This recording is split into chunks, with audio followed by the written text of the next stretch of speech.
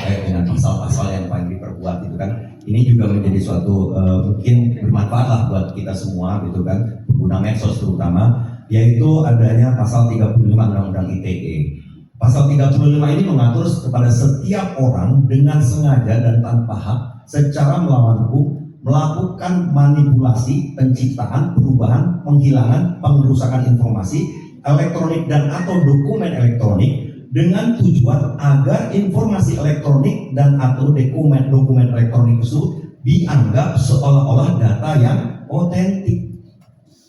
Pasal ini diatur kemudian junto dengan pasal 51 ayat 1 Undang-Undang ITE, di mana ancaman hukuman sampai 12 tahun atau denda paling banyak 12 miliar rupiah. Jadi tadi menjawab dari teman tadi yang mengenai tuduhan dari saudara LM mengenai bukti-bukti yang katanya punya bukti-bukti, ini harus hati-hati gitu. Tidak hanya kepada LM dan juga kepada yang lain.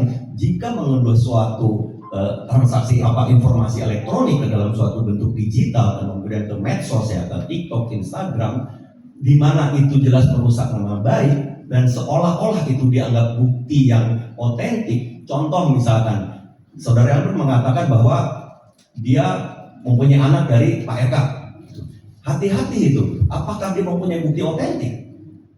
Kalau tidak, pasal ini berbicara gitu, yang seolah-olah ada bukti otentik bahwa itu anaknya Pak RK. Padahal itu kan hanya sebatas bicaranya dia gitu. Nah, kemudian juga terutama di sini juga adanya pasal 27A, di mana bunyi pasal ini intinya adalah barang siapa menyerang kehormatan atau nama baik orang lain dengan cara menuduhkan suatu hal dengan maksud supaya hal tersebut diketahui oleh umum dalam bentuk informasi elektronik dan atau dokumen elektronik yang dilakukan melalui sistem elektronik.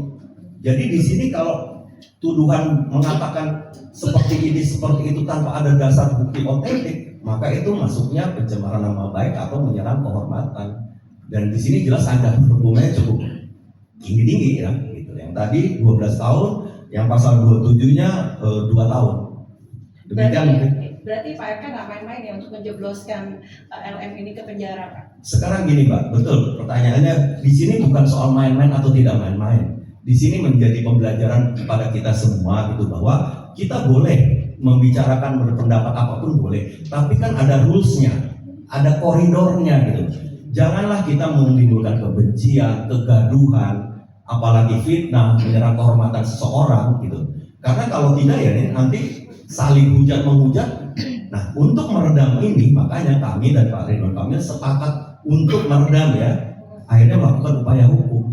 Sebagai warga negara yang baik, Pak Ridwan Kamil setuju untuk menempuh upaya hukum. Abang izin